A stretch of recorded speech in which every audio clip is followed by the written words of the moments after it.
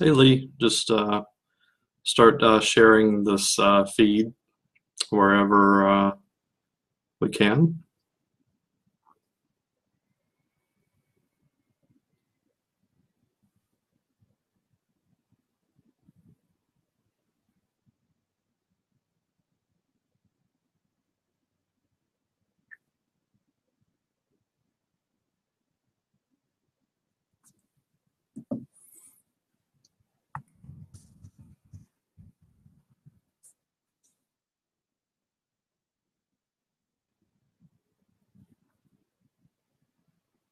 Just need to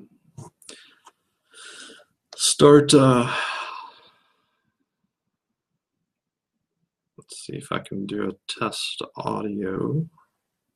Play a YouTube video. Actually, I've got one of those.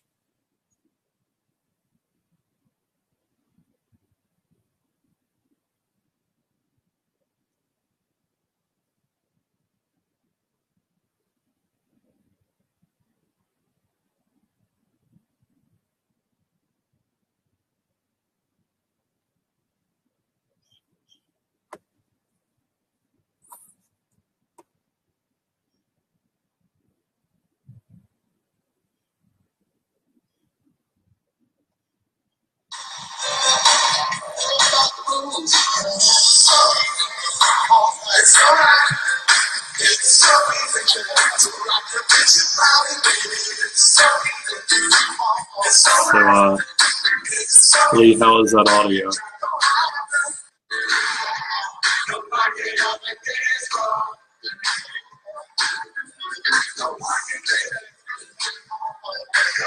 Now, the audio source is not perfect to begin with, but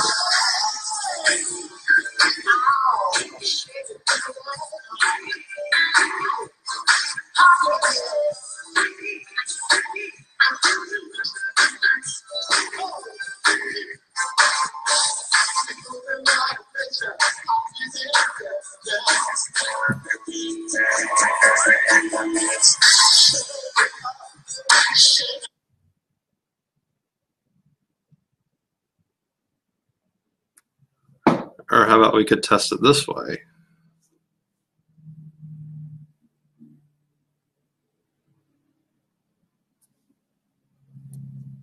That may be better.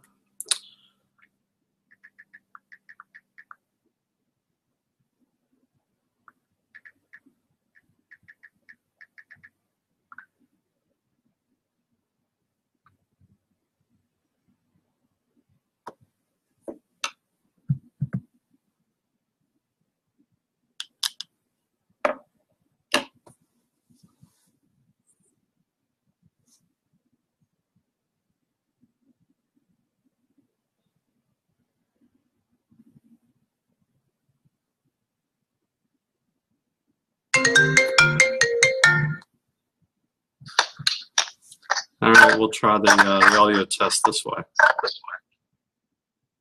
Did you say something? We'll try the audio test this way. We'll try the audio test this way. Yeah, I think the echo's coming back around. We'll try the audio test this way. Yeah. Testing 1, 2, 3. I think we're good. I turned up the speakerphone.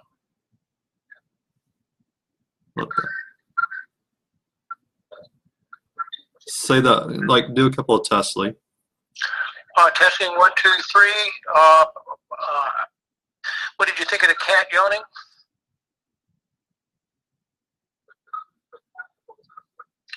I'll do a couple of tests. Although it's confusing to hear it on delay coming out of your screen there, but I was just saying I have a program called Eyeglasses for Mac that allows me to put a yawning cat up on a loop. If you're on the Mac platform, I could send you a link. Nah, it's too late to do something like that. We just need to start sharing this feed in all the groups that you have access to. So. I was just writing something. So I'm going to hang up now. Is that all right? Yep. How's the audio, Laura? You hear me okay?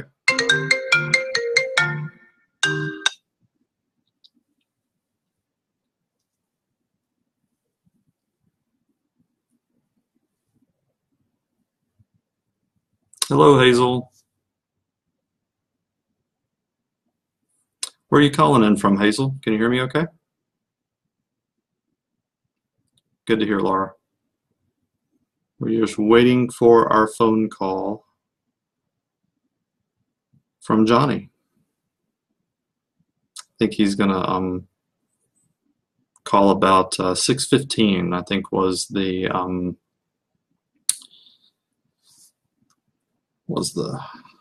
start time. I have some numbers ready to rate Johnny and the callers.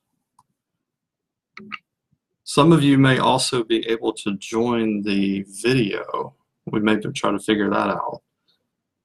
8 for Magic 8 Ball.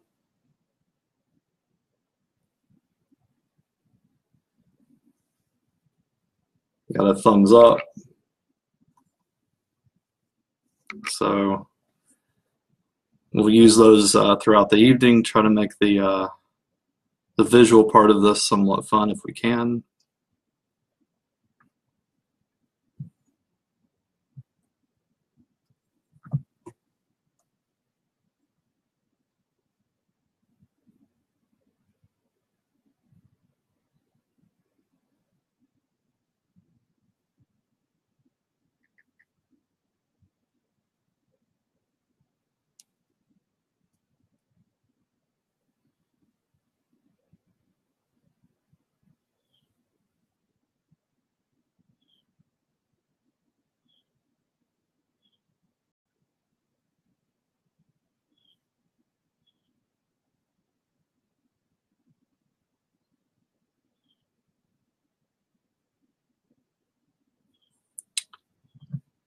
So again, welcome everybody. We, like I said, Johnny is supposed to be calling us around 6:15, and if you get that call, you are going to hear him live, and then this is going to be a delayed video. So definitely, if you are live with Johnny, if you've never been on one of these telephone town halls, stay on the phone with him. All right. So I'm actually going to add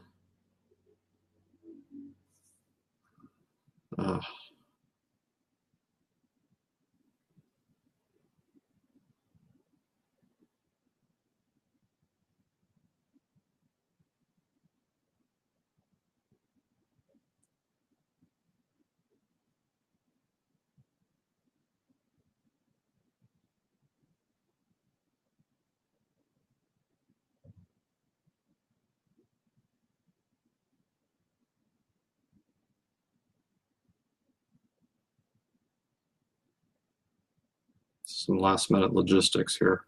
Sorry. Let's see. So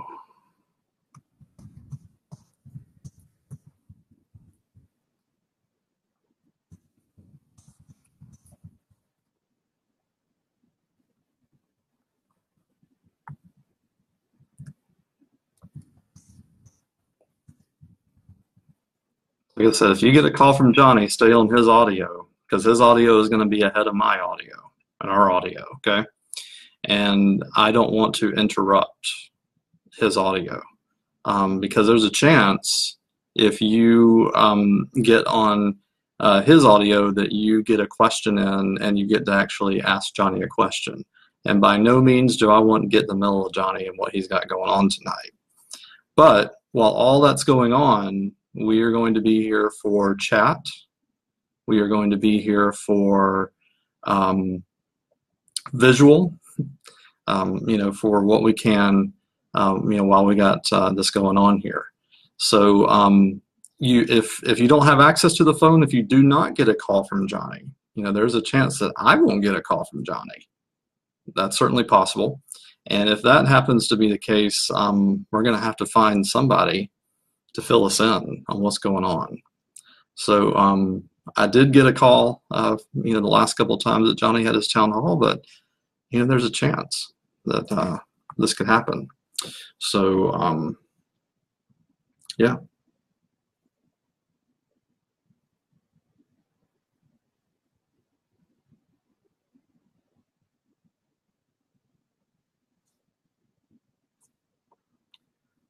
Waverly Hall. That is a new. Where is Waverly Hall?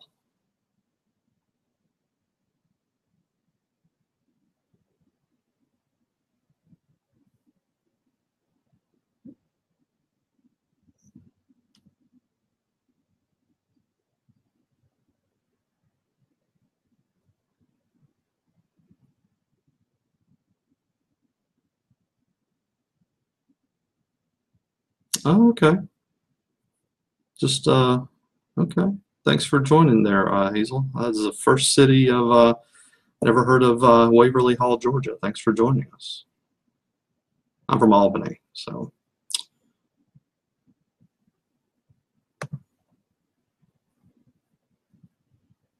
Hey, Tamara. Thanks for joining. I think the audio is okay. We're just waiting for our call from Johnny, hopefully around 6:15.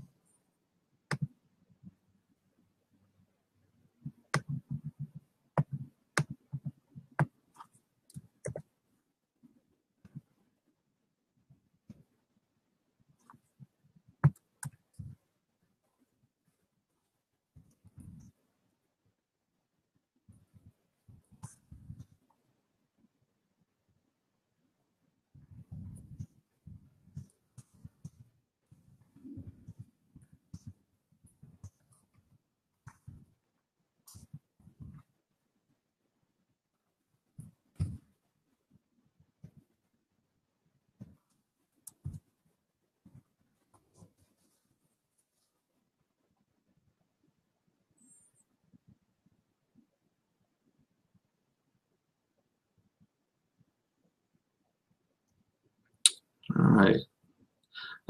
Tamara, if you can, take this live feed link, and we just need to share it out across all of the groups and pages that we can. You just take the link, you've got a share button. It goes for any of you there. If you have any of your personal pages, we're trying to get this link out to across the state as much as we can. Hopefully all of you have a share link down there, all right?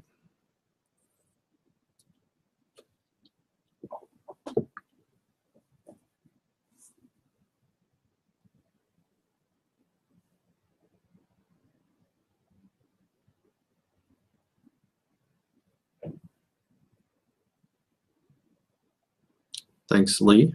Got the thing there. So let's see if I can get a little more interaction here. No, not from there.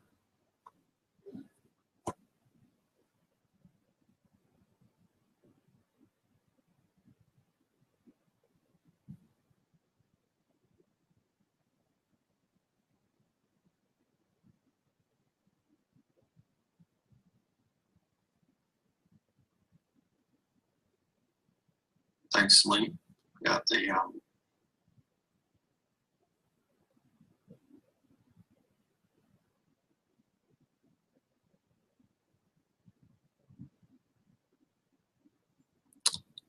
and then Lee, you may have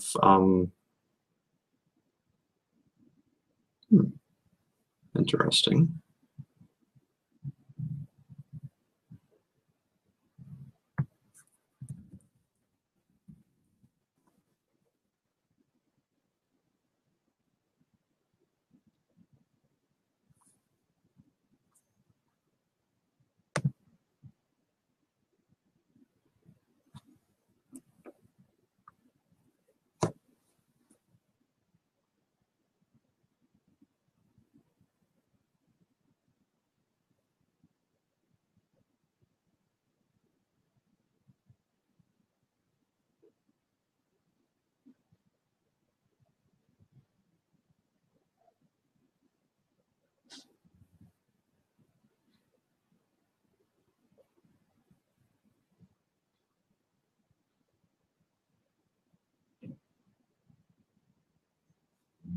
Just multitasking, making sure our testing is going well.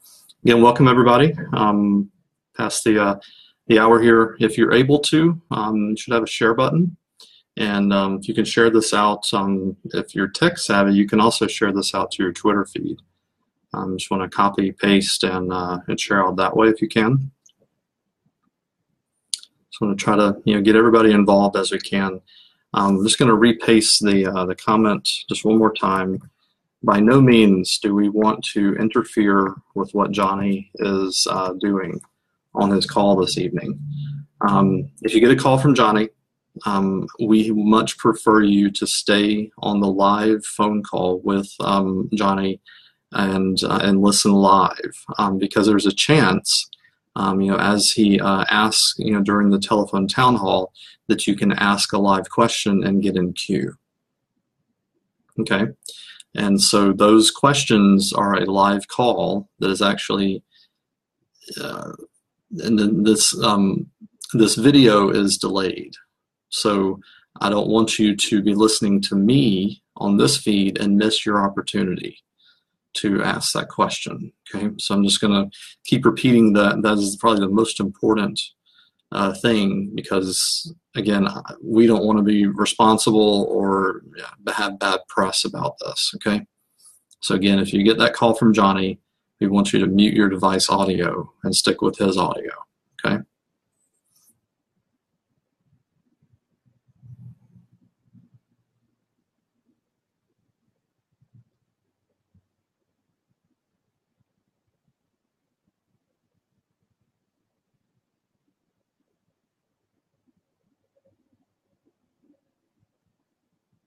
Hey Tamara, where is it still raining?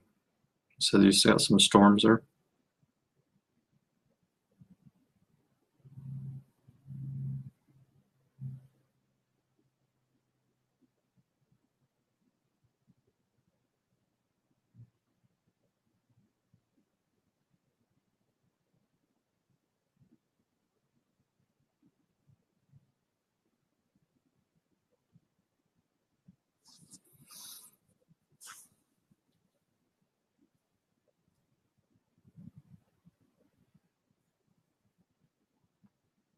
All right, should be giving Johnny about 6 minutes. We didn't get any last minute emails for another delay, did we?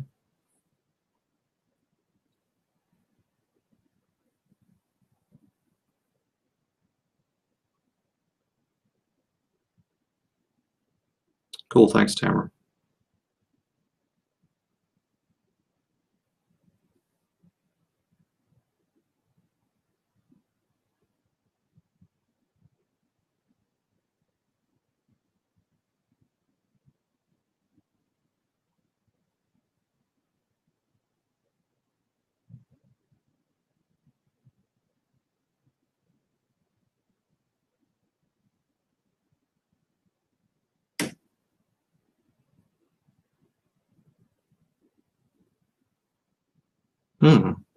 So it's interesting. I think people are trying to hit Isakson's website. It's not loading the fastest.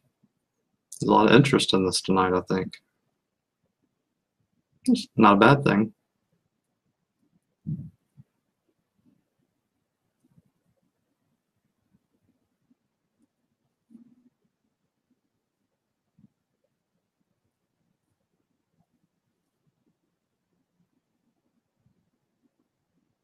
People have questions. So we'll ask here. If you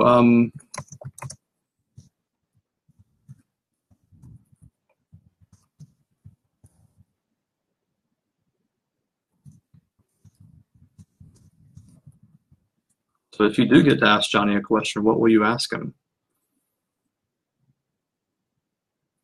Because this call usually only lasts about an hour. About 5 minutes or less per Q&A. So we usually get in, I think the last one, I can't do math, it's been a long day.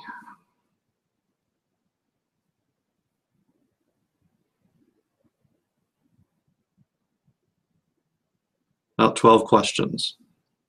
So, it's the odds are not the greatest there, right? I don't know if you can win the lottery easier, but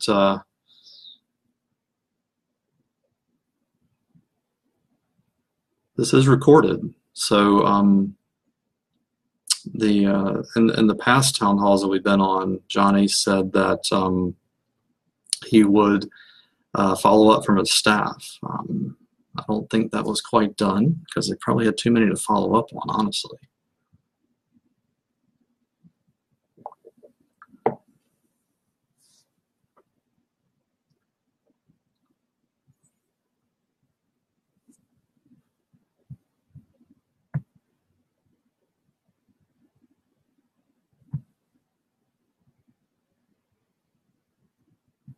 Again, just a reminder before we get this kicked off.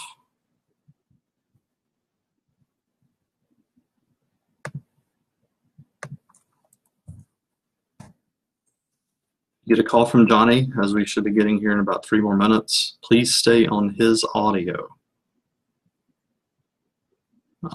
My audio is delayed, and I do not want my audio to confuse you and cause you to miss his question, okay?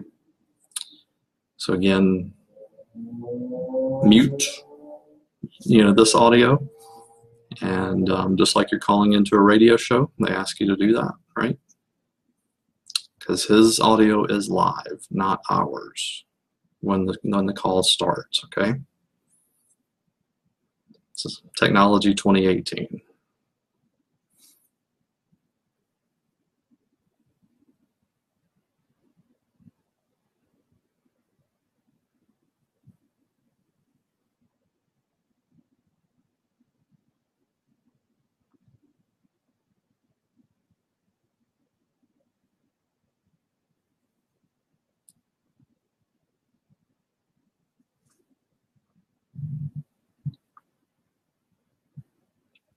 Good question, Lee.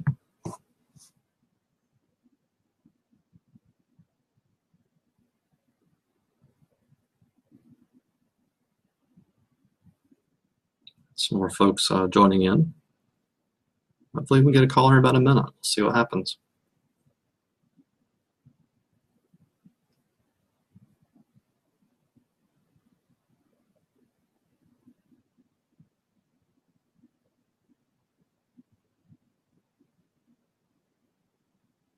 I'll try to put myself in the queue as well and ask on behalf of the coalition, but I think, I don't know.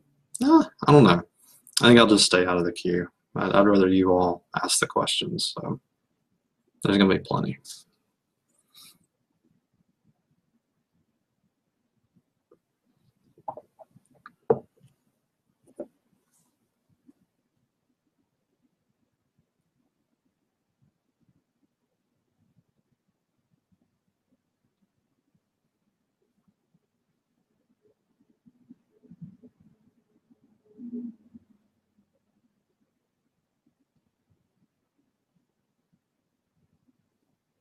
Hey, Bruce.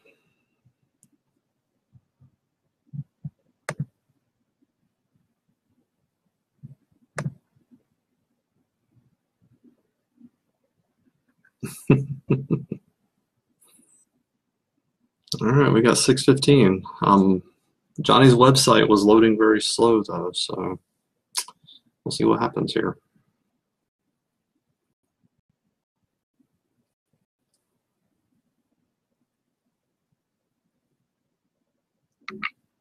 Usually comes in from a 202 number, as I remember from the last time. So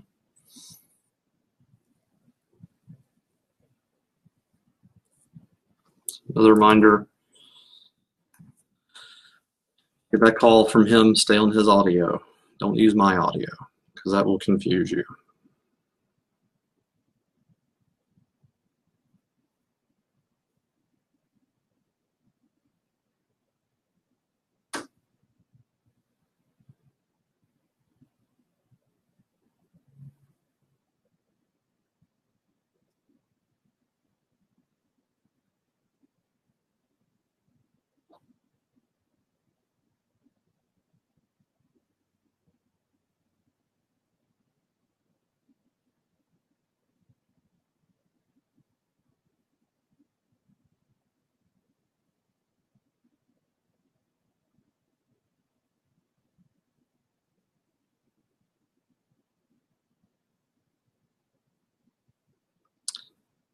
Thanks for my team at Indivisible GA. Well, I have a certain shirt I should have worn. Yeah, that's a good question, Amy. I have not received a call either. Has anybody else received a call? Any technical issues? We'll see. Yeah, okay, Bruce, so just got a call here, so hopefully they're starting to go out.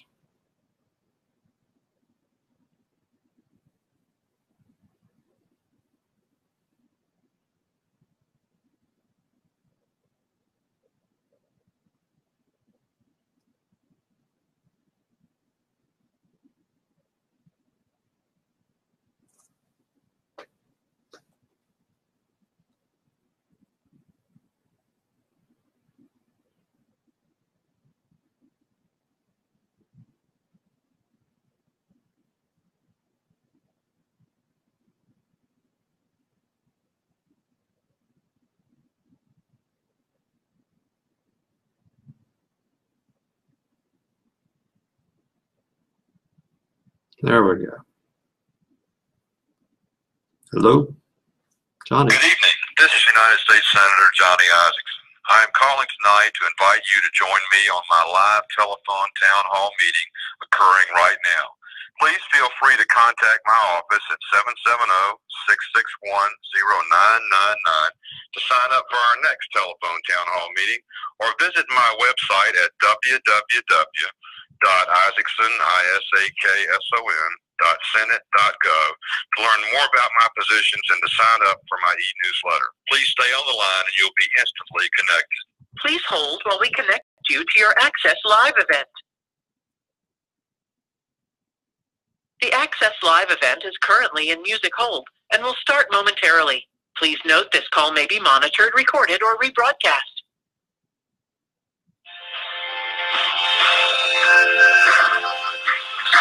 Sure.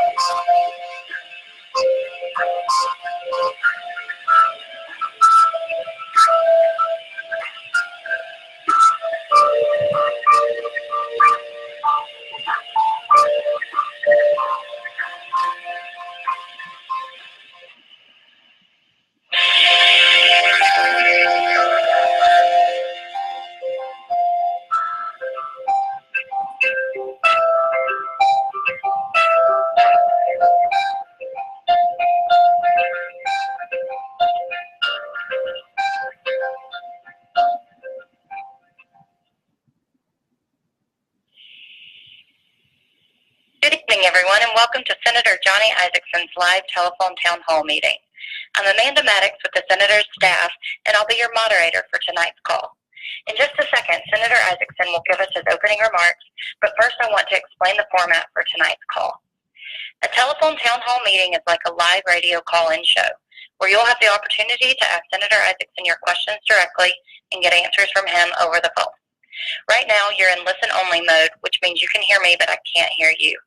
This is a live question and answer session with Senator Isakson, and in a few minutes, you'll have the opportunity to speak with him directly. If you would like to ask a question, it's very easy. Just press *3 on your telephone keypad. One of our staff members is waiting to assist you. Again, that's *3 from your telephone keypad to ask a question. There are many important issues facing the country right now. In just a few hours, the Singapore summit will be getting underway, where President Trump will sit down with North Korean leaders to discuss the dismantling of its nuclear weapons capabilities. Last week, Senator Isakson also had landmark legislation signed into law that will dramatically improve care for our nation's veterans. And finally, the May Jobs Report released on June 1st further demonstrated the positive results of recent reforms to the tax code that are benefiting Georgia families and our economy. We want want to talk to you about all this and many other issues important to you in just a few minutes. All you have to do is to ask a question is dial *3 from your telephone keypad. If you're just joining us tonight, you're listening to a live telephone town hall meeting with Senator Isakson. He welcomes your questions on any and all topics this evening. We hope you enjoy the call tonight and that this forum accommodates your busy schedule. Remember, if you'd like to ask a question, please press *3 on your telephone keypad at any point during tonight's call. You'll then be connected to one of our staff members who will take your name and your question.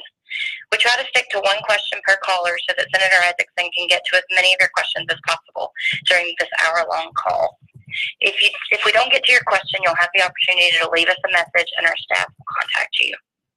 We're ready to begin our telephone town hall meeting with Senator Johnny Isakson. Remember, you can dial *3 from your telephone keypad at any time during this call to ask a question. And with that, I now turn it over to Senator Isakson to kick off our discussion. Well, thank you very much, Amanda, and to all of you on the phone tonight, thank you very much for calling in. You know, this is your town hall meeting. It's your chance to ask the questions you wanted to ask. It's your chance to get answers that you needed to get. It's my chance to be able to communicate back with people in the state to find out what's there on their mind. So I'm not going to spend a lot of your time by making a speech.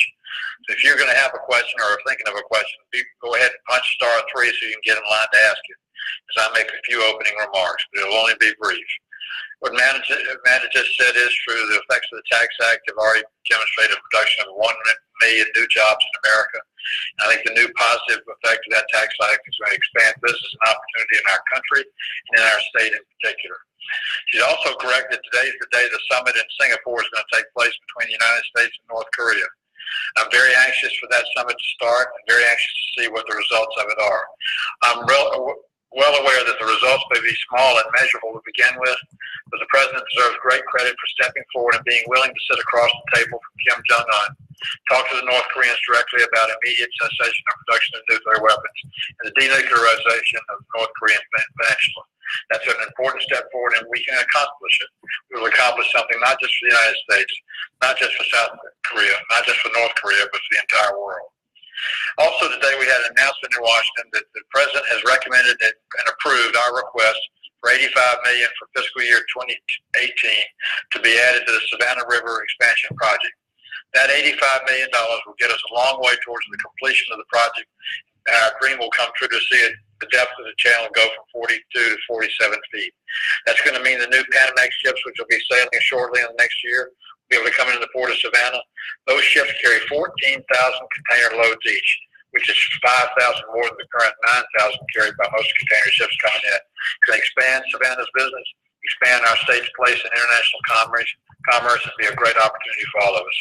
But I'm here to listen to you, not to make a speech for you to listen to me. So I'm going to open the floor in just a second, ask you to ask whatever question you want to ask, and turn it back over to Amanda.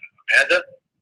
Thank you very much, Senator. And I know we're still dialing out to some of you at home, so if you were just joining us, the live telephone town hall with Senator Johnny Isakson. He's here, like you said, to take your questions. And before we take our first question, I just want to remind everyone listening, if you have a question for Senator Isakson, you can dial *3 on your telephone keypad at any time. And the first question comes from Ben from Royston. Hi, Senator Isakson. How are you doing? Great, Ben. How are you? I'm doing really well, but I'm very concerned. I've voted for you multiple times. I've voted for the Logan Party for most of my life. But this past election, I think the rhetoric and the position of many of those in your party has degraded to the point of being incredibly concerning for me. And I don't want to go into such a diatribe, but I want to talk a little bit about the Russian investigation. In the past few weeks, we've seen so many attacks from Republican supporters of President Trump attacking the Mueller investigation and trying to undermine the investigation.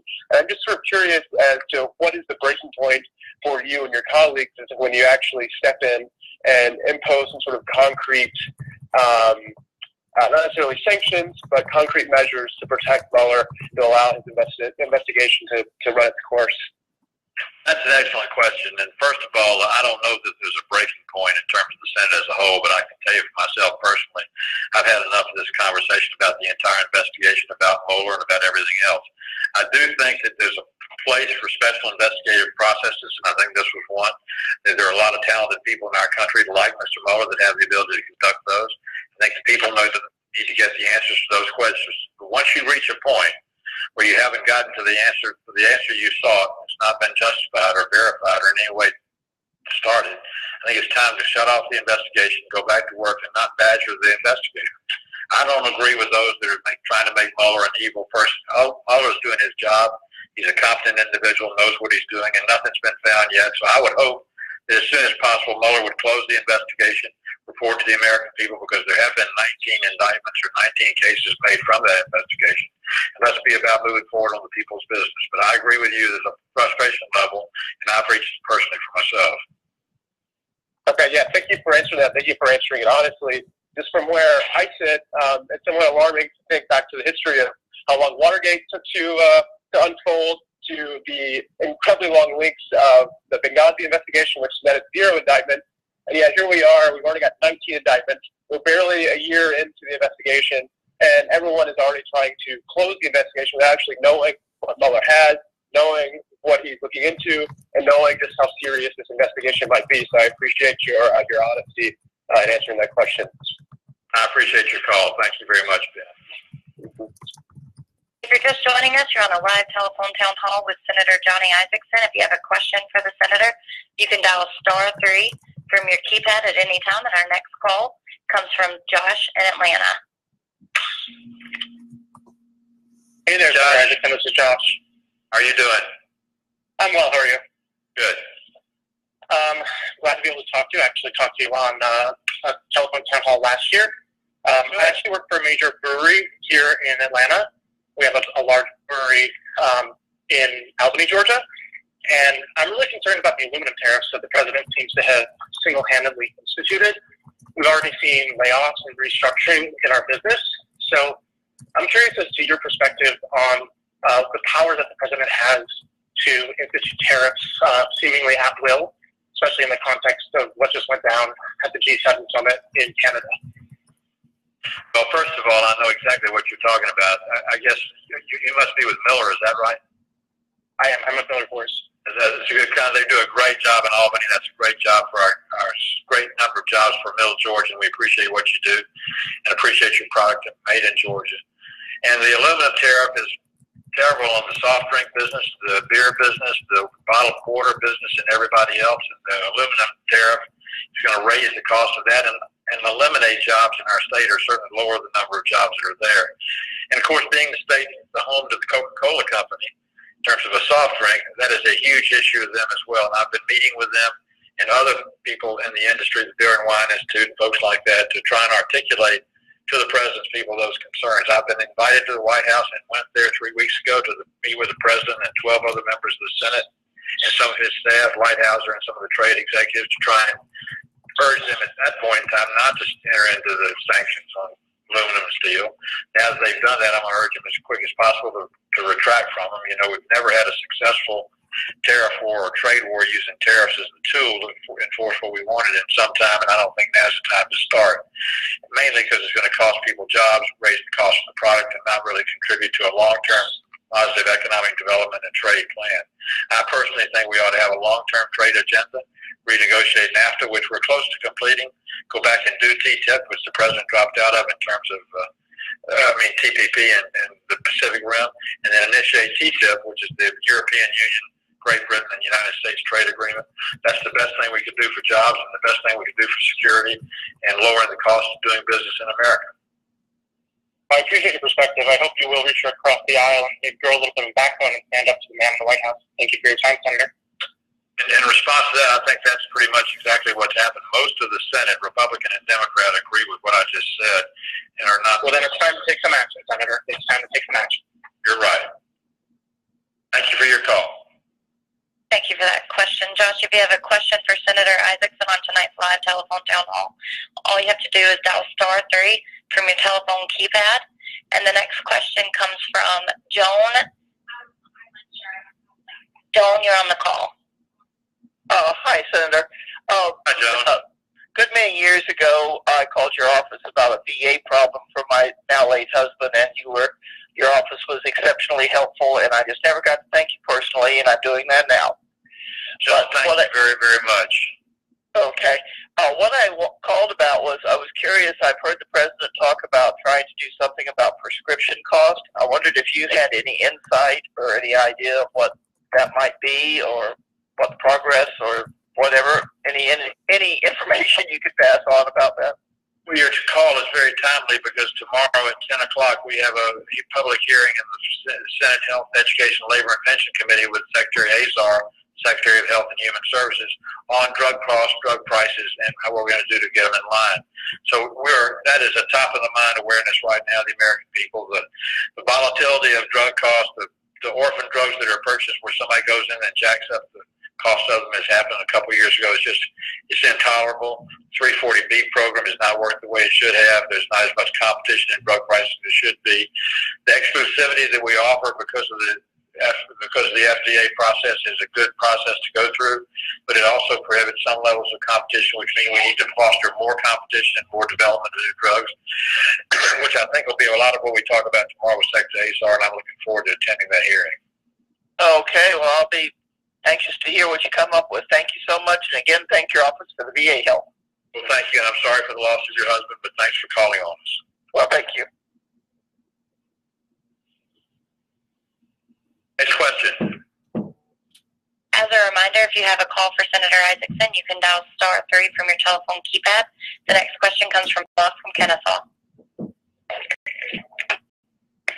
Hey, Senator Isakson, how you doing? Hi, Bob. How you doing? Good. I've known you a long time. Back to the days of East Cobb. Absolutely. I'm still there. When I'm not there. I see you driving down the road every now and then. I'm a 100% disabled vet, Johnny. And the VA has been almost impossible to get an appointment with, waiting up to 60 days, 90 days. But with your new bill, how does it work with the choice? We're going to be able to go outside and select our own doctor without having to get approved by the VA, or do we still have to go through the VA, the choice program? Well, I appreciate the question, and I appreciate your asking, and I hope you'll call me after you try what I'm about to suggest to you and make sure you tell me how it's working. But we're converting the current choice program from one which has been cumbersome. It has been beneficial. We had 2 million more appointments under the old choice program than we had before, but it's not good enough. There's been too much red tape and too much bureaucratization at the VA. What the Mission Act says is if you're a veteran eligible for VA health care, you have a VA doctor that's your gatekeeper, your internal medicine, or your practicing physician. If you have a need to go outside or want to go outside because of any reason, convenience, timing, specialty, whatever it is, you could call the VA, tell them who it is you want to go to, and they make a record of that and coordinate with that doctor so they get the medical records from whatever procedure you get, and then you move forward. So a lot of the red tape's been taken out of it. The VA still doesn't keep up with it, so they know what's going on with your health care, and they can match up those records in the future. But it should greatly eliminate the wait time that you've seen in the past. That's great. And another thing I want to tell you is I am 100% behind President Trump. I think he's done a fantastic job. He's probably going to go down as one of the greatest presidents in our history. The changes that he's made, we've got to have fair trade, Johnny. We can't have this trade, barriers between Canada, Mexico, and the European Union. They're putting tariffs enough, and Trump said enough's enough. Next year he's going to be on square with us. No tariffs, 10%, 10%, but he's not going to put up with it anymore. I'm proud of him for stepping up and being a leader, and it's difficult. And I know, like you said, it could cause the aluminum can prices to go up. Well, you know what? Maybe Americans, we got to pay a little more to employ more people in the United States. Well, I'll tell you one thing. I'm talking about your health care and VA mission bill. Because of his support and enthusiasm, we were able to get that thing passed after 7 years in the Congress. That's going to be a great step forward. His leadership was a huge help in me in getting that done. Thank you for all you've done, and I appreciate it, and look forward to voting for you again. Call us when you need us, okay? If you're just joining us, we're on a live telephone town hall with Senator Isakson. If you've got a question for Senator Isakson, you can dial *3 at any time, and our next question comes from Carly in Atlanta. Hi, Senator Isakson. Thank you for having me town hall. Hey, so I am a Georgia law grad, lawyer here in Atlanta, and I have a question for you about his rule of law. So, and thank you for all you've done to stand up and against or support the policies. Recently, the Trump administration has decided that they will not be standing up and defending the ACA law that's in effect. And I'm wondering, what do you think, what impact of that decision and what will be the impact of that decision on future legislation? So if a Republican Congress, for example, passes a bill that years down the road, a Democratic Congress or president doesn't want to enforce, is the precedent now that the DOJ will no longer enforce law that's on the books? Okay, well, do me one favor now. What did they just announce they're not going to enforce anymore? Yeah, so they just announced that they weren't going to enforce the provision that requires the individual mandate. Oh, in terms of health? No, they're not going to healthcare. Yeah, the ACA. They're not going to defend it.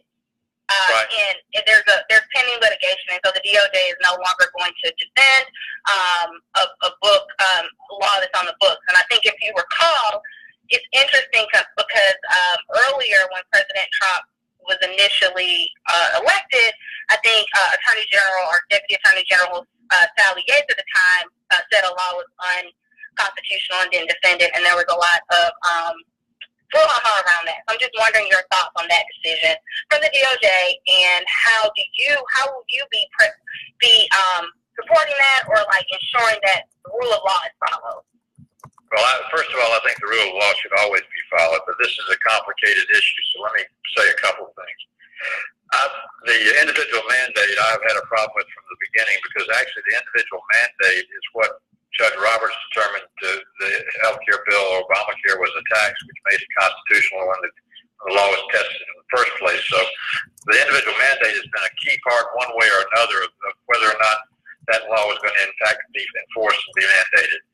And then 2 years ago, the Senate and the House both passed non-binding resolutions to end the individual mandate. And last year we did end it when we did the new reform bill that we did in the Senate and the House. But there are a number of cases like the individual mandate where a president or administration or the Justice Department on its own will determine not to enforce a law or not to pursue an investigation. And that is the Attorney General's discretion. Sally Yates could have done it. Jeff Sessions could have done it. They have that prerogative within their authority as Attorney General, and the President has that authority as President of the United States. I personally think if the Congress of the United States passes a law, it becomes a law of the land, that the Justice Department is obligated, and the President of the United States is obligated to seek the enforcement of that law and use the court system to seek that enforcement unless they don't like it, and the courts can turn it around. That's the great part of our country, is the three-legged stool of judicial, legislative, and executive branches, and when you have a difficulty, you can't end up deciding on. Ultimately, the court system decides what's right and what's wrong. But I don't agree in selective enforcement or selective looking the other way.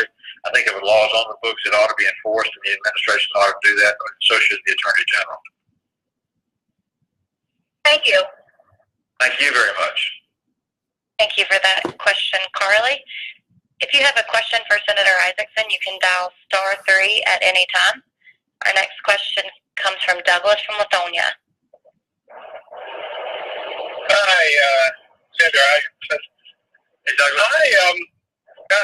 I am very concerned about the upcoming election in November. We have not done anything material in Georgia. We don't have any new voting systems. We don't have any that I can see any significant change in the voting system. I realize it's a 50-state voting system. It's not a single homogeneous system. But I think that as we did during the Bush administration, we should, the federal government should be leading and setting standards for security. And right now in Georgia, there doesn't seem to have been anything that, other than a commission that, is basically has as its members lobbyists from the voting machine industry. I don't see anything significant happening. What is the federal government and the Senate in specific putting forward to help make sure we have secure voting and tallying in the upcoming election? Well, that's a good question. And first of all, let me point out that the conducting of elections by the Constitution is left to the states. That's their responsibility, and that's the way it always will be because of the Constitution. States do the enforcement. The federal government does oversight in certain areas, and that is fairness, equity, and the and the law itself. This Mueller, who's a special investigator right now in the Russia investigation, one of the things that they're investigating or did investigate and determined there was some meddling by the Russians or attempting to meddle in the voting in the United States of America. I have no doubt, given what I've seen about breaches of internet integrity and any number of things from our businesses to our companies to our sports to whatever it might be, that internet integrity is something we got to watch. And technology integrity is really something we got to watch, and cyber integrity is something we really got to watch as well. That's the federal role, and we do have a cyber commission. In fact, the cyber command is headquartered in Augusta, Georgia. That's the new command post for the cyber command of the United States of America, which is the security of our financial system, all our dependent systems we use for our government and our financial system in terms of technology that we use. So the federal government has that role, but the state government has the role of conducting the election, conducting the registration, determining when the polls will be open, where they're going to be open, which places are the polling places, and ultimately the mechanism through which you vote. Georgia's system, about 4 or 5 years ago, and I'm not sure that's that far back, but I think it is, had a real challenge to the integrity of our voting system. And the Secretary of State's office went through a total evaluation, and they corrected some of the problems they had. And to the best of my knowledge, we haven't had a problem the last couple of years, but it's the Secretary of State of the state that runs the election system, because that's what the Constitution says will happen. The integrity of it will be overseen by the federal government from the standpoint of the Cyber Commission. Yeah, I understand Wednesday there is a committee meeting of this state commission in Georgia. So I guess we'll figure out what's going on from there. Thanks for the information. Well, thank you very much for calling. If you have a question for Senator Isakson on tonight's telephone town hall, please dial *3 from your telephone keypad at any time, and we're ready to take our next question, and it comes from Shelley from Atlanta. Hello, Senator Isakson. Thank you so much for taking my call. I very much appreciate the opportunity to speak with you. Yes, ma'am. I am a pastor in Atlanta, and my congregation believes that all of our human family is worthy of dignity and care, and we are very concerned about children being separated from their parents at the border when they come seeking sanctuary, which is something that our country is known for. And I am eager to hear what your thoughts are about that process and how you might address that. I really appreciate the question, and I share the concern of you and your congregation in terms of the separation of children from their family, parents from their children, and fight to do everything I can to see that does not happen. Let me tell you, the enforcement the administration began doing, it caused some separation. The enforcement of what is the law and what they were supposed to do, these people were caught coming across their families, and that is to separate them. The reason it was there was to put pressure on people coming in to not come unless they were coming in legally. If they were coming in legally, that separation would not have taken place. But let me tell you this is the thing that drives me crazy, because the press will never really cover it the way it should be. But what we've got to do is have the intestinal fortitude as members of the House and Senate and representatives of the people of America to solve the immigration problem and make sure a legal mechanism for coming in this country works for the people who want to come here and works for the people who are here. I'm one of the 54 members of the House, of the Senate, that back in three months ago, when we shut down the government over this entire issue, joined together in a bipartisan coalition to come up with a DACA solution, an immigration solution, and a security solution. And we brought forward the bill that would let in the 1,800,000 DACA recipients and give them a pathway to the legal status of either a green card or ultimately citizenship, in return for getting a $25 billion commitment to do the wall security that the president has sought, as well as the enforcement of the existing laws. If we would get that, and we came within 4 votes, we passed that. We got 54 votes where we need 60 votes to get cloture. If we had done that, there would have been no enforcement. But the president, in his leadership in terms of the government, started beginning to enforce that law to raise the pressure on the authorities back in the States. And that's a little bit of what I'm trying to do right now. The pressure needs to be on me, every other member of Congress, to go ahead and sit down at the table and pass an immigration law that works, not just one that they campaign on. And nobody's going to want to campaign on any law that causes a child to be separated from their parents, or their parents from the child, and that's not, shouldn't be happening. Hopefully we'll put a stop to it. But the key to it is to get a bipartisan coalition to bite the bullet, deal with those who are pending legal status but have some breakdown in their approval, as well as a mechanism in the future for fair and equitable treatment to come in this country, and then stern enforcement to see to it that coming in illegal is not an option people want to take. Thank you. I absolutely agree with you that there needs to be a massive immigration overhaul that creates a more manageable way for people to enter the country legally. I do feel that the ones who are feeling the pressure are children, and those are DACA children who were brought by their parents into the country illegally, and those are children whose parents are taking tremendous risks to seek safety and are not finding that, and I think that's unconscionable. Well, I do too, and the president deserves a lot of credit for offering that 1.8 million DACA recipients the ability to come on in rather than be put away. And if we'd have made that deal when we had that chance to do it, we wouldn't be dealing with the problem today. Thank you for that question, Shelley. And our next question comes from Ralph in Lawrenceville.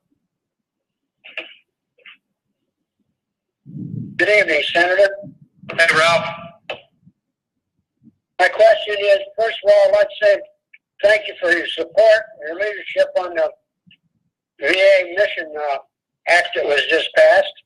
And I'd like to know the status on the Blue Water sailors or the Agent Orange bill, please. Okay, thank you very much, and thank you for your service to the country. As you know, the Blue Water, what's called the Blue Water Navy issue, is those service members who served in the Navy in the Vietnam conflict and worked on the ships that carried the napalm and other agents that have been caused to cause cancer and other diseases in veterans. We now have a clear law in terms of what cancers are determined as caused by exposure to Agent Orange and those other things in terms of regular soldiers, combat soldiers, Marines, etc. We have not had on the Navy those who weren't in a conflict zone who were actually carrying the weapons of war, in this case napalm, from the United States to the battlefields in Cambodia, Laos, Vietnam, etc. The House has a bill on Blue Water that I agree with. I have committed as chairman of the committee that the first thing we're going to do no later than the first quarter of next year is bring up the Blue Water Navy issue and exposure to the Agent Orange and the Blue Water Navy soldiers and sailors so that we can get it dealt with as well, just like we've done in other cases. This year I did the caregivers. I committed myself this year to see to it that particularly the Vietnam-era veterans are the ones most in need. They weren't eligible for caregiver. There are a lot of veterans who have severe injuries or ramifications or causes that come from their wounds or their illnesses that cause they can't do the basic essentials of life like bathe and dress, feed themselves. The caregivers gives them a stipend to be able to bring those professionals in to help assist with that, so they can recover at home or they can live at home and not have to be institutionalized or hospitalized or anything else. And I was proud to do that. My number 2 goal was to get the Blue Water Navy problem next on the agenda, and it is now. I had a meeting this afternoon with my staff to talk about hearings we're going to schedule for the end of this year leading toward next year. And I would tell you by this time next year, the Blue Water Navy benefits for those that carried napalm in the Navy and the naval system will be law in the United States of America, and just like the caregiver program is today. Thank you, Senator. I would appreciate your support. Thank you, and thank you for your service to the country. Thank you. All right. If you have a question for Senator Isakson, you can dial *3 from your telephone keypad. The next question comes from Paul in Warner Robins. Hey, good evening, Senator. Hey, Paul, how you doing? Fine. Just sort of to peg my age, I served 4 years in the Vietnam era. My daddy landed at Normandy. I could have been exempted, but This is my concern. 73 years old. Oh, you got it, sir. This is the thing about all of us have to move on, and this is, looming on your future. I'm really concerned about losing people of your generation in political leadership, because just listening to this evening, it comes from my generation that individuals didn't ask me to have a litany test of being Democrat or being partisan, but so much of your delegation from Georgia, when they provide me with information and feedback, they want me to segment myself into a partisan party before country. And that's the thing I admire so much about you, is that you sit down, you reason with people like adults, and you're looking for solutions that help the country. But even some of the callers, I mean, I didn't vote for President Trump, but he's our president, and I support that. But it's not about a litany test. It's about what works for America, keeps America great.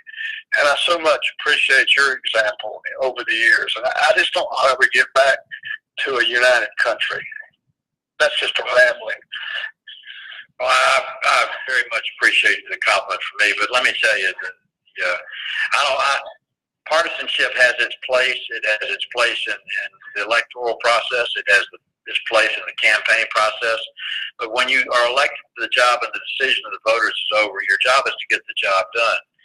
And I have always admired Sam Nunn, who's from near where you are. I was thinking of that when I thought of you.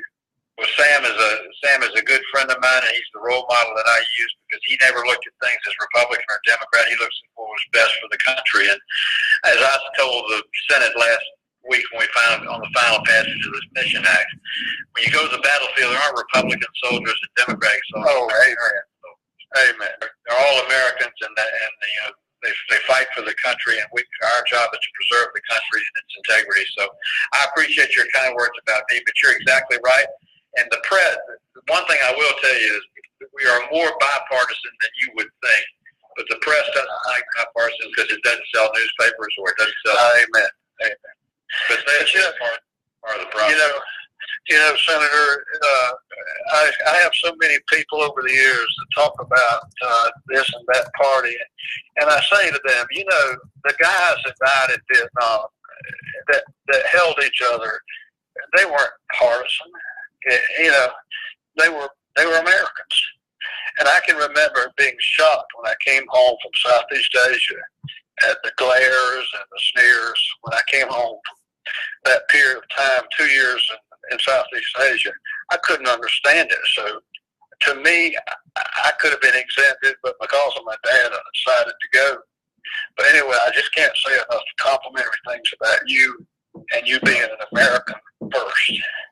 Well, thank you. And the reason I knew you were 73 is I'm 73. You fit all the qualifications. Well, good luck to you, Senator. And I have admired you for so many years. Well, thank you. Keep on plugging, okay? Okay, thank you. Thank you. Thank you for that question, Paul. If you're just joining us, it's a telephone town hall with Senator Johnny Isakson. And before we move on to our next question, I wanted to address an issue that a number of you have emailed about. Unfortunately, the online stream option is not available. We're having some trouble that they have not been able to resolve. So if you were trying to watch online, I'm very sorry about that, but it will be available after the fact. And with that, I want to move on to our next question, and it comes from Adriana from Jasper. Good evening, Senator. Thank you so much for giving us this opportunity to thank you, ma'am. Get your input. The president displayed extreme disrespect toward our allies at the G7 summit this weekend. Do you approve of his behavior? The silence from Congress has been deafening. If not, how do you plan to express this disapproval? Well, I'm glad you asked the question, because that's all the press wants to talk about today. And I've been asked the question a lot with regard to the Canadian comments on between the president and the Canadian prime minister. But let me say this: there's a time and a place for everything. I have spoken out in the past when I thought it was the right time and the right place. In particular, when the president referred, and I can't use the term even though we're not on TV or radio, but he referred to the housing in Haiti and the people in Haiti and the housing they lived in as expletive deleted whole. And I was on National Public Radio and said he owed an apology to every person in the United States of America, and he was president of our country, and our president ought to know better to do that. So I have on more than one occasion tried to get him to think twice on things that he said.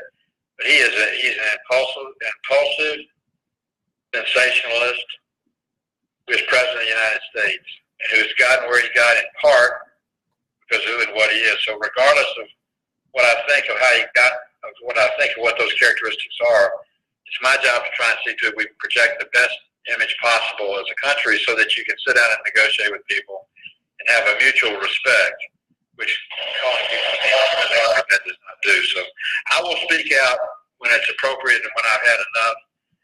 You probably wouldn't think I speak out enough because I don't. That's not the only thing that I do.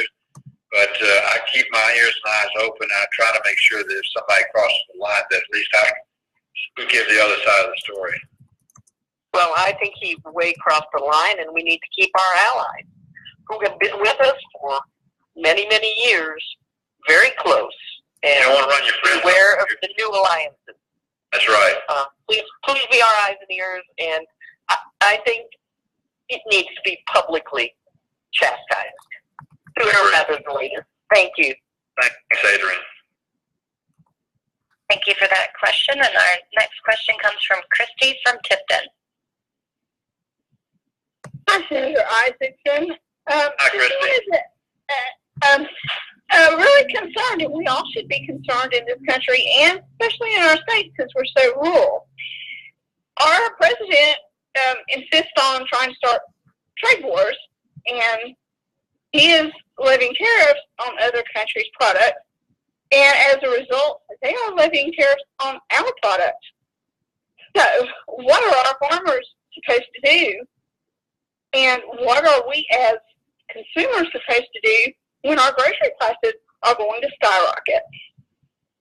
Well, you've raised the key issue. You know, agriculture is 21% of the Georgia economy.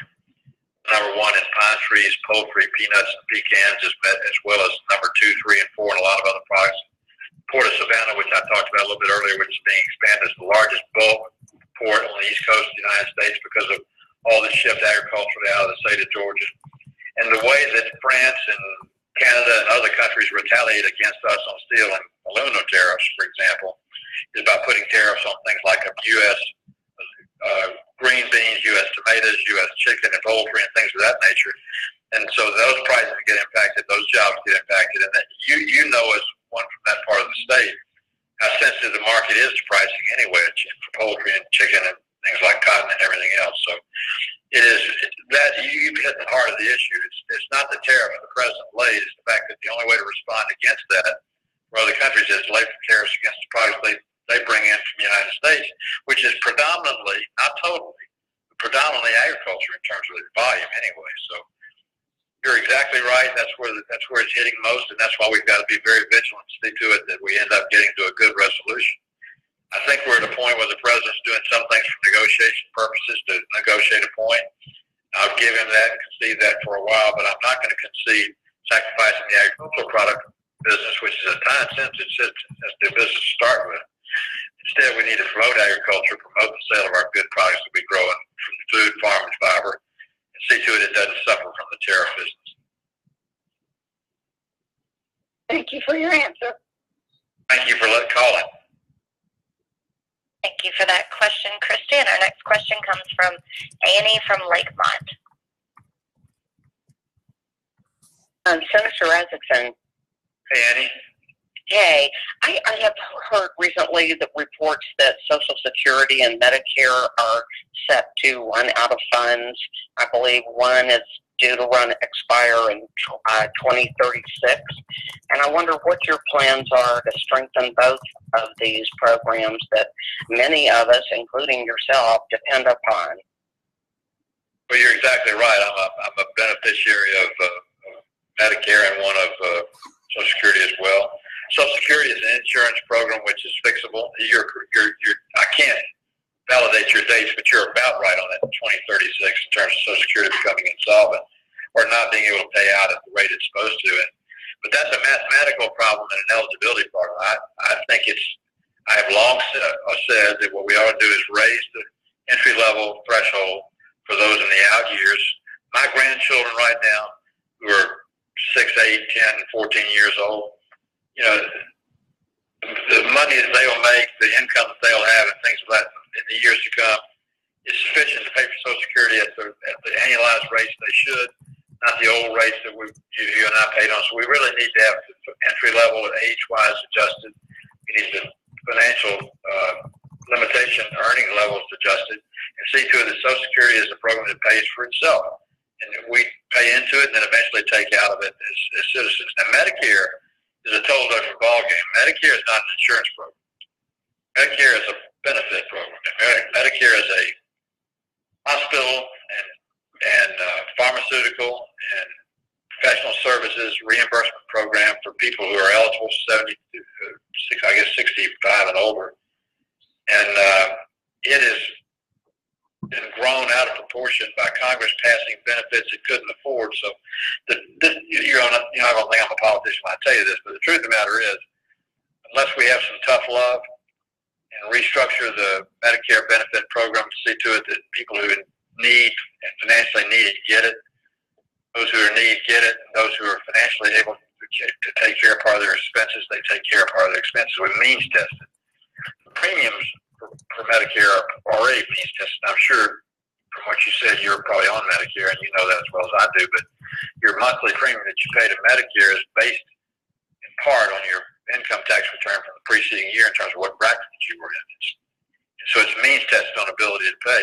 If you don't do that, you're going to end up having politicians give out benefits they can't afford to people who aren't going to be able to pay for them, and you're going to have a system that collapses. So Social Security is totally fixable, and it's fixable over the long haul. Would you consider raising the income cap on Social Security wages? And Ronald Reagan did that to me. In 1983, they raised the eligibility threshold, and they took the cap off in terms of the Social Security tax, or raised it. They didn't take it totally off. Both those, Ronald Reagan got reelected with 49 out of 50 states voting for him. Those type things just make good common sense. Right. Well, considering that our household has tapped out and maxed out of Social Security deductions one time in 44 years, I would think that we could raise the ceiling on that and make, Social Security more viable over the long haul. The reason people are collecting Social Security today is what Tip O'Neill and Ronald Reagan did in 1983. You've periodically got to adjust the formula to make it actuarially sound, either by raising the revenue to pay for it or lowering the benefits to receive from it, and that's the only two ways you can do it, and you're exactly right. Well, it's going to be, I just see a broad economic hit, not only to seniors, but to the economy at large if we reduce benefits. No, I don't think anybody wants to. I think, you've paid for them, you've earned them, if you're eligible for them, you ought to get them. But for those people like my grandchildren I referred to aren't going to be eligible for 40 or 45 years, if you make a tiny adjustment in the program now as they pay in, you raise the money going into the system, make it easier to pay for in the future, and you don't end up having this generation financing the next generation's benefits coming through. Well, I hope not, and I hope we won't ever borrow against our Social Security funds that are sitting there kind of alluring to Congress at large. Amen. Thank you so much for your call. Thank you. Thank you for that question. And our next question comes from Ralph from Columbus. Good evening. Hey, Ralph. My question is, from my foxhole, it seems like majority parties from year to year have trouble governing because of the 60-vote rule and filibuster rules. I'm not an expert on those rules, but it seems like you have to have 60 votes to do anything. I'd like to hear you defend that, or give us your opinion on why you think we might change those. That's a very good question, and deserves to be answered. For everybody that's listening, the cloture rule, which is the Senate rule that requires a shut-off debate on a bill to get 60 votes, meaning you can't ever vote on a bill as long as you're debating it. But if you get 60 people to vote to shut off the debate, then you go to 51 people being able to pass the bill. We've had supermajority thresholds in our Constitution for a lot of things, like amended amendments to the Constitution by the states. It takes 3/4 of the states. There are a lot of things that require supermajorities, and cloture was one that requires it as well. Let me tell you the good news and the bad news. Or the good news is that the cloture bill empowers the minority. Right now, neither party has 60 votes. So nobody totally runs the House or totally runs the Senate. But it empowers the minority to have a little bit more say, which is a good thing. I've been in the minority before, and it's great to at least have a law that keeps people running over you or running right through you at any one given point in time. The bad thing is it allows a minority of people to end up shutting down government's ability to respond. So I have tended to support the cloture rule, but lower the threshold so that it wasn't as high as it was at 60 votes, or as Zell Miller proposed about 14 years ago, have it 60 votes for the first 90 days after passage. If you don't get it by then, let it go to 55 votes, and then let it go to 51 votes. So you eventually get to a point where the debate only takes a simple majority, but it gives you a lot of time to absorb the issue. It's a time test question, and it's a question of accountability and also a question of empowering the minority to see to it government does not run away. A simple majority can run away from you in a hurry. That's happened in the House before. A supermajority can shut down government. That's happened in the Senate before. So there's a happy medium between the two, which hopefully we'll get to. Well, it just seems to simple folk like us that it's hard to get anything done, and I understand the rights of minority need to be protected, and they should have their say. But in the final analysis, come down, and the majority ought to rule. So I think that way you can govern, and if the people of the United States don't like the way things are going, they can vote the party out and vote the other party in. So that's why we have elections. Yes. That's why we have elections to begin with. Right. One follow-up question on that. Do I understand correctly that one senator can filibuster very easily and basically stop progress on legislation just by being one senator? Is that correct? They can ultimately. The answer is yes, they can for a while, but ultimately they can't. Let me give you a real good example. The VA mission bill, which was passed last week in the Senate, it's taken us 7 years to get to final passage, and part of that was because of the complexity of the issue, the debate over the issue, et cetera. But part of it was in the end, when we got to a majority of people agreeing to what I had done and ready to pass it, I would ask for unanimous consent to bring it to the floor for a vote. And if one person objects to unanimous consent, you can't do it. So what happens is the leader, who in this case is Mitch McConnell, would move for unanimous consent. If one person raised a hand and said, I object, then he can't move the bill forward to the agenda. But over time, there's a Rule 19 that allows the leader to bring the bill directly to the floor, but it takes a while to do it. So the answer to your question is it is true that if we have a unanimous consent rule, is that we don't adjourn today until we get unanimous consent to quit. We don't convene tomorrow until we get unanimous consent to convene. So it's a disciplinary program and procedure in the Senate which serves good purposes, but eventually you cannot totally keep a bill from coming to the floor. Rule 19 ultimately gives the leader the ability to bring it to the floor. Okay. Well, sir, I appreciate your response. Thank you very much. Thank you very much. We've got time for one more question, Amanda. That's right. We've got one more question, but if you didn't get a chance to ask Senator Isakson your question, you can stay on the line after this call and leave a voicemail for the Senator, and we'll get back to you on that. Our final question of the night comes from Harvey from Douglasville. Thank you, Senator. It's certainly good to hear from you tonight. First and foremost, I want to thank you for the great job that you and your office do and the representation that you give us up there in Washington. I applaud you for what you do. To the comment one of the gentlemen made about being able to work across the aisle, I'm a diehard, have been, and whatnot Republican, but on so many times I've heard our brethren across the aisle praise your efforts in being willing and able to work across the aisle to get the job done. I've said for years it's one thing to get elected, it's another thing to govern, and you certainly get it and do a great job with that. And you truly are the statesman that you said you role modeled yourself after with Sam Nunn and used him as a mentor. And I never will forget one day when you took one of the things that Senator Nunn told you about what it took to be successful up there in Washington. We won't get into that this time. Thank you for the kind words. You're more than welcome, sir. My question as it relates to the deepening of the port in Savannah, and applaud those efforts and the economic boom that it's going to create for Georgia and the Atlanta region, the Savannah area. It's going to create tremendous increase in revenue, jobs, and will certainly help our economy. But here's the issue and the question. With that good boom is going to come a major issue as it relates to transportation and the infrastructure improvements that are going to need to be made statewide, i.e. I-16, 75, and the Atlanta metropolitan regional area.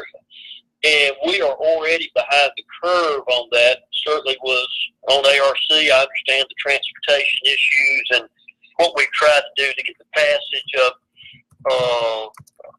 a bill that would create more revenue with sales tax and whatnot. Wasn't able to get it done. But, and I've had the conversation with our friends down under the Gold Dome, and I think everybody understands it, but we're going to need the state, the federal, and the local governments working together, and somebody's going to have to spearhead that. And I think you know I'm certainly a big proponent of home rule, but if we don't have somebody that gets on the ball and starts to spearhead this, getting everybody to work together, we're going to have a major crisis on our hands in just a very short few years as it relates to transportation. I'd like to hear, if I can, your opinion on that and what we're going to do and who's going to spearhead. And otherwise, we're going to wake up one day and we're going to have absolute gridlock from Savannah to Atlanta. First of all, you're exactly right. I think Governor Deal deserves tremendous credit for what he and the legislature did this year to finally get the opportunity to get a regional transportation system for the metropolitan Atlanta area. And I hope the counties and cities of that region will come to the bar and belly up to the bar, so to speak, and pass the penny splosh or whatever they determine ends up being necessary to raise the revenue to do it.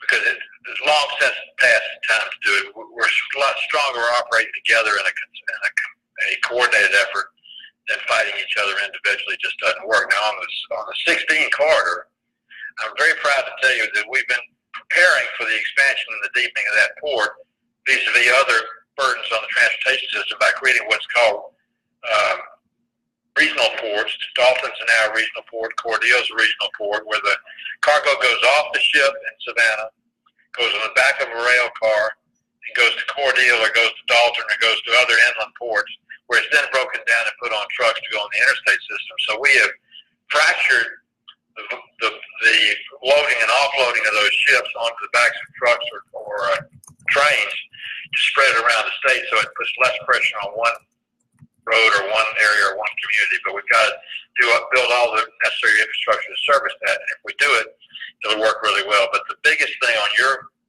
question or your statement is that the legislature, when they did the 17 county, I think it was 17 counties, if I'm not mistaken, Troy, isn't that right?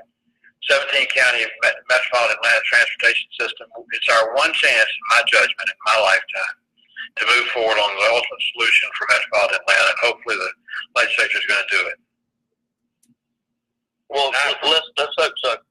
One last quick note.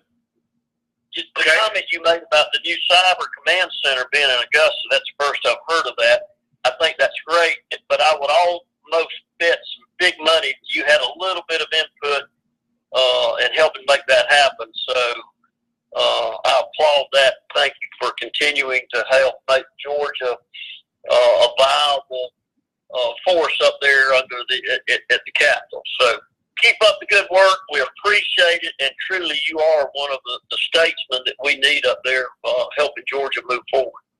Thank you very, very, very much. I appreciate it, and I appreciate you being on today, and I appreciate everybody else listening today. I'd like to thank you for being a part of this town hall. It's your town hall. It's not mine. It's your state. It's not mine. And we want to always be open to communication with the people that we represent. If you would like more information about any of the topics we discussed tonight, please don't hesitate to contact my Atlanta office at 770-661-0999 or my Washington, D.C. office at 202-224-3643. Hope you'll also visit my website at www.isakson.senate.gov and sign up for my new email newsletter, which comes out on every Friday the weeks that we're in session. Hope you have a wonderful evening tonight, and thank you so much for being a part of my evening. It's made it good for me. Georgia is my home, and I love it very much. God bless the United States of America. Thank you, and good night. All right, thanks for all the comments. We're going to go ahead and end the video and get this saved and uploaded. Have a good night.